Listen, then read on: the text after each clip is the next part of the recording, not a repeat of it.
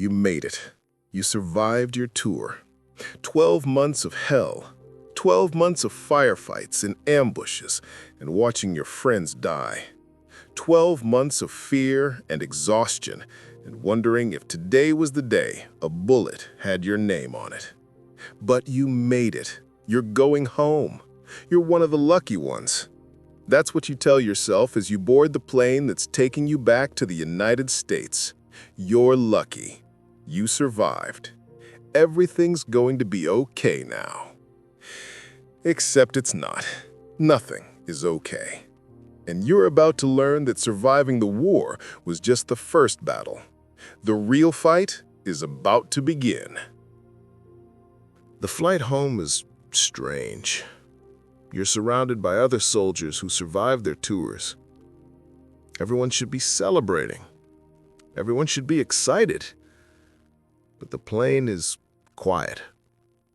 Guys are staring out windows. Some are sleeping. Some are just sitting there with blank expressions. Because somewhere deep down, everyone knows that going home isn't the victory it should be. Something's wrong. Something's different about this war. You can feel it. You land in California. The year is 1970. You're wearing your uniform because that's what you're supposed to do. You're proud of your service. You did your duty. You survived. You step off the plane expecting to see grateful Americans, expecting to see people who appreciate what you've been through. What you find instead changes everything. There are protesters at the airport, hundreds of them. They're holding signs, screaming, and they're screaming at you, at soldiers, at men who just spent a year in combat. They're calling you baby killers, murderers. They're spitting, actually spitting on soldiers as they walk past. You see a guy in front of you get hit with spit and he just keeps walking. Doesn't react, doesn't say anything. Just wipes it off his uniform and keeps moving.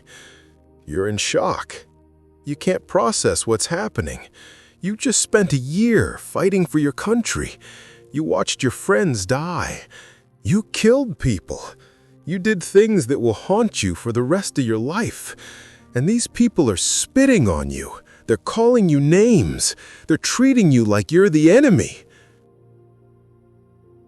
Nobody prepared you for this. Nobody told you that America had turned against the war. Nobody told you that soldiers were being blamed for everything. You were in the jungle. You were fighting.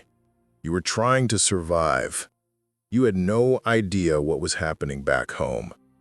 And now, you're walking through an airport, being treated like a war criminal by your own countrymen. You make it through the crowd. You get to the area where families are waiting. You're looking for your parents, your girlfriend, someone who'll be happy to see you. You find your dad. He hugs you, but it's awkward, stiff. He looks uncomfortable. Your mom is crying, but you can't tell if it's from happiness or something else. Your girlfriend isn't there. Your dad tells you she moved on, started dating someone else, didn't want to wait for you to come home. She sent a letter, but you never got it. The drive home is quiet. Your dad tries to make conversation, but neither of you knows what to say. He asks how you're doing, and you say, "Fine." What else are you supposed to say? How do you explain what you saw? How do you describe what it's like to watch someone die? How do you talk about killing people? You can't, so you just say you're fine, and you look out the window at America passing by. Everything looks the same, but feels different. The houses, the streets, the people. It's all exactly how you remember it, but you're not the same person who left. You're someone else now. Someone harder. Someone who's seen things that these people can't imagine. And you realize in that moment that you don't belong here anymore. You're not one of them. You're separate. You're other. You get home, and your room is exactly how you left it. Your mom kept everything the same. Your posters on the wall, your records, your stuff. But it feels like a museum exhibit of someone who doesn't exist anymore. That kid who left for Vietnam? He's dead. You're someone else. Someone who doesn't fit in this room. Someone who doesn't fit in this house. Someone who doesn't fit in this life. That night, you try to sleep in your own bed for the first time in over a year, but you can't sleep. The room is too quiet, too safe. Your body doesn't believe it. Your mind is still in Vietnam. You hear sounds that aren't there. You wake up reaching for a weapon. You're drenched in sweat. Your mom comes in to check on you, and you almost attack her before you realize where you are. She looks scared. Scared of you, her own son, and you feel like a monster. The next few days are worse. You try to go out, try to see friends, but everyone's different. They're talking about college, about parties, about normal things. Things that feel meaningless to you. They ask about Vietnam, and you tried to tell them, but you can see their eyes glaze over. They don't want to know. Not really. They want the movie version, the heroic version. They don't want to hear about the fear or the death or the reality of what war actually is. Some people are hostile. They bought into the narrative that soldiers are monsters, that everyone who went to Vietnam is a baby killer. They look at you with disgust. They make comments. And you just take it. Because what else can you do? You can't explain that most soldiers were just kids, that most of you were drafted, that you didn't choose this war, that you were just trying to survive. You try to find work. You fill out applications. You go to interviews. And you see the shift in people's faces when they see Vietnam on your resume. Some thank you for your service, but you can tell they don't mean it. Some ask pointed questions about what you did there, like they're trying to figure out if you're damaged goods, if you're dangerous, if you're worth the risk. Most places don't hire you. They don't say it's because of Vietnam, but you can tell. They're scared of you. They think you're unstable. They think you're going to snap. And maybe they're right. Maybe you are unstable.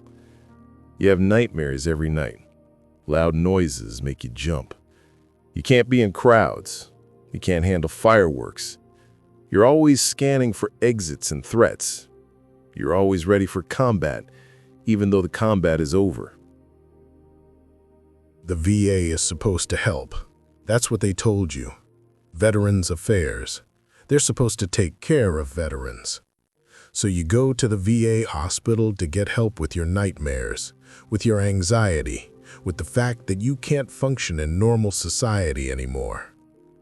The VA hospital is overwhelmed, underfunded, understaffed. You wait for 6 hours to see someone. When you finally get in, it's a doctor who's never been to war, who doesn't understand what you're talking about, who tells you that you just need to move on, that the war is over, that you should be grateful you survived. He gives you some pills and sends you on your way. The pills don't help. They make you numb, but they don't stop the nightmares. They don't stop the flashbacks. They don't stop the feeling that you're broken in ways that can't be fixed. You go back to the VA and they increase your dosage. They add more pills. They treat you like a problem to be managed, not a person to be healed. You try to talk to your family about what you're going through, but they don't understand. They can't understand. Your dad tells you to toughen up, that he was in World War II and he didn't complain. He doesn't understand that Vietnam was different, that the war was different, that the welcome home was different. World War II vets came home to parades and gratitude. Vietnam vets came home to spit and hatred. Your mom tries to help, but she doesn't know how. She makes your favorite meals, she tries to recreate your childhood, but you're not a child anymore. You're a combat veteran who's seen and done things that she can't comprehend. And every time she tries to help, it just reminds you of how far apart you are, how impossible it is to bridge that gap. Your little brother looks at you differently now. He used to be his hero. Now he's scared of you. He heard the protesters. He heard people calling Vietnam vets baby killers, and he doesn't know what to believe. He asks you if you killed people. You tell him yes, and you see something die in his eyes. The hero worship, the admiration, it's gone. Replaced by something else. Fear, disappointment, confusion. Months go by. You're not getting better.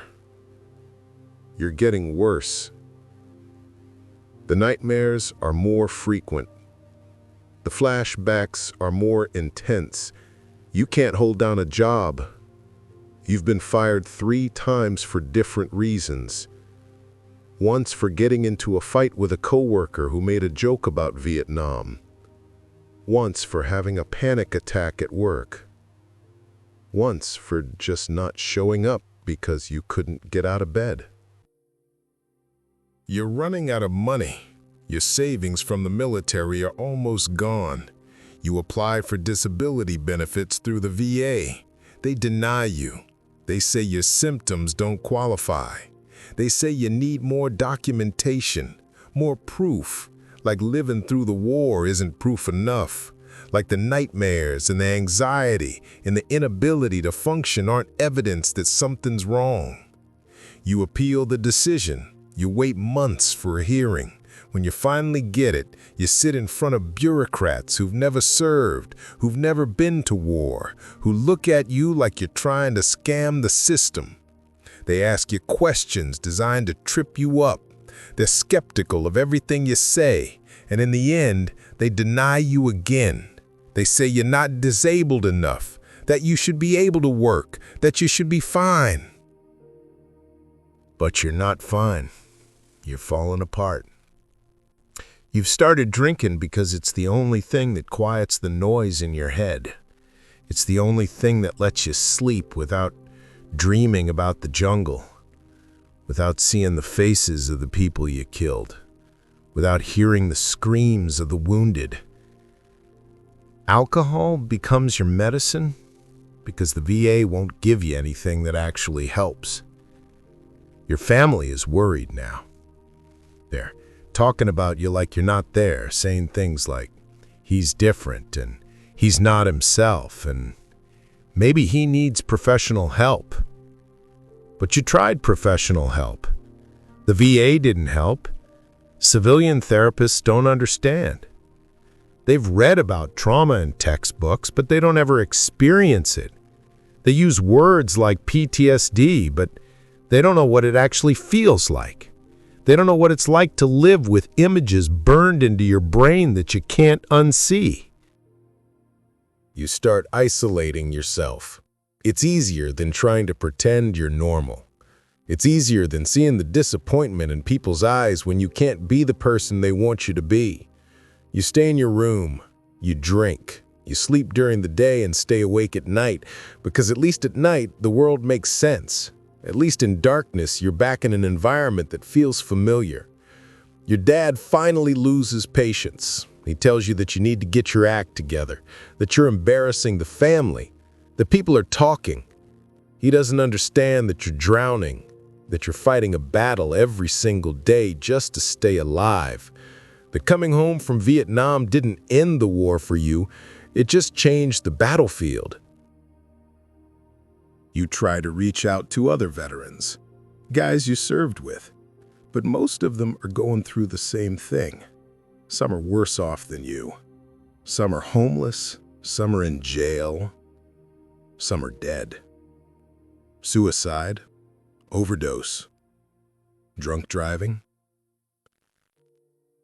The casualties of Vietnam didn't stop when the war ended.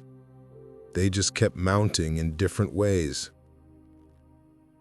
There's a guy you served with named Danny. Good guy. Solid soldier. He saved your life once during an ambush. You heard he came home and things went bad. He couldn't adjust, couldn't find work, couldn't get help from the VA. His wife left him. His family gave up on him.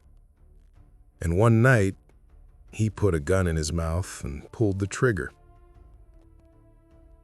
You went to his funeral. There were maybe 10 people there. No flag, no honor. Just a broken man who survived the war but couldn't survive coming home. That could be you. You think about it sometimes, about how easy it would be to just end it, to stop fighting, to stop carrying the weight. You got a gun. You know how to use it. Some nights you sit there with the gun in your hand, thinking about Danny, thinking about how he found peace, wondering if that's the only peace any of you are gonna get. But something stops you. Maybe it's the faces of the guys who didn't make it home from Vietnam, the guys who died in the jungle. They'd kill for the chance to be here, even if here is broken and painful. Maybe it's the thought that giving up would mean the war won, that you survived 12 months of hell just to let the aftermath destroy you. Maybe it's just stubbornness, the same stubbornness that kept you alive in Vietnam. Years pass. The 70s become the 80s. Things don't get much better. The country starts to move on from Vietnam. People stop talking about the war, stop protesting, but they don't start caring about the veterans. We're still invisible, still damaged goods, still reminders of a war that America wants to forget.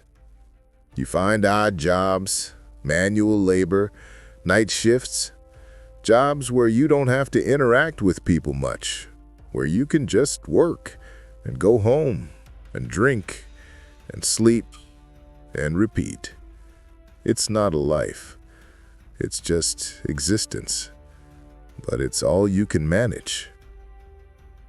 The VA finally approves some level of disability. Not enough to live on, but enough to help. They acknowledge that, yeah, maybe Vietnam messed you up. Maybe you do have PTSD. Maybe you do deserve some support.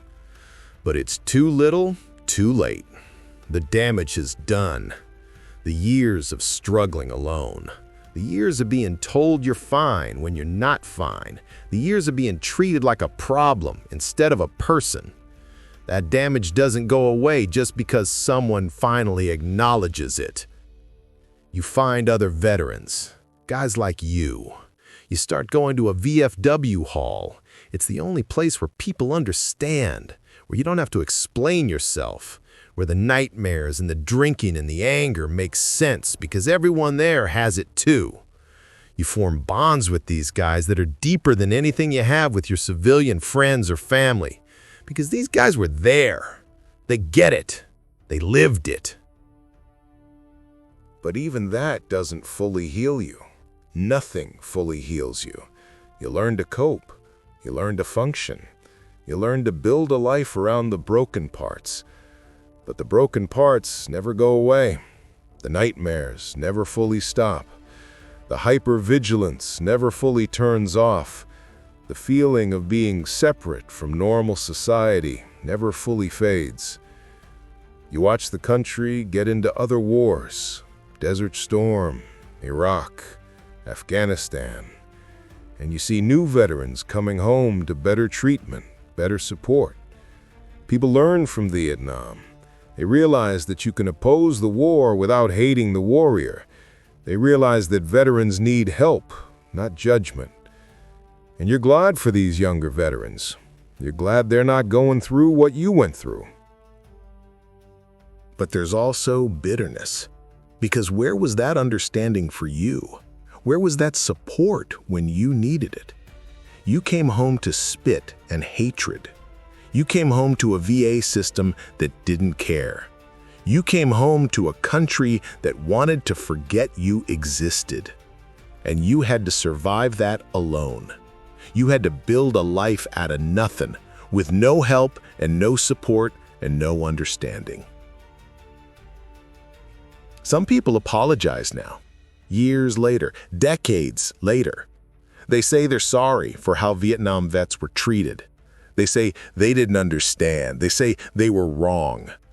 And part of you appreciates it, but part of you is angry because their apology doesn't give you back those years, doesn't undo the damage, doesn't fix what was broken.